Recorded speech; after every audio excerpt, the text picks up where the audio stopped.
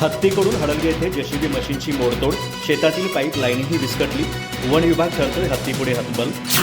गेल्या 15 दिवसांपासून तेवुरवाडी हडलगे जंगलात वास्तव्यास असणाऱ्या टस्कर हत्तीने शेती पाईपलाईन खुदाईसाठी उभ्या असलेल्या जेसीबी मशीनवर हल्लाबोल केलाय. जेसीबीची मोडतोड करताना ट्रॉलीमध्ये असलेले पाईपही विस्कटून टाकले. वारंवार होणाऱ्या हत्तींच्या त्रासाला कंटाळलेल्या शेतकऱ्यांनी या हत्तीचा वन विभागाने तात्काळ बंदोबस्त करावा, अन्यथा तीव्र आंदोलन छेडण्याचा इशारा दिला आहे.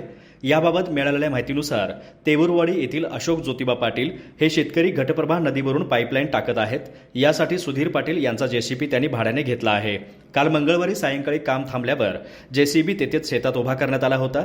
त्याच्या बाजूलाच ट्रॉलीमध्ये पाईपही ठेवले होते. रात्री हत्तीने या जेसीबीला लक्ष्य केलं. जेसीबीच्या काचा फोडल्या, शिवाय ट्रॉलीमधील पाईप विस्कटले. मागील आठवड्यात या हत्तीने वन विभागाच्या हायटेक नर्सरीवर हल्ला करून जवळपास 2 लाखांचं नुकसान केलं होतं.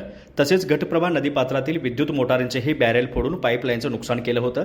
या परिसरात हत्तीकडून वारंवार नुकसान केलं जात आहे. त्यामुळे या हत्तीचा तात्काळ बंदोबस्त करण्याची मागणी शेतकऱ्यांनी केली आहे. मात्र वन विभाग या हत्तीपुढे हतबल झाल्याचं पाहायला मिळत आहे.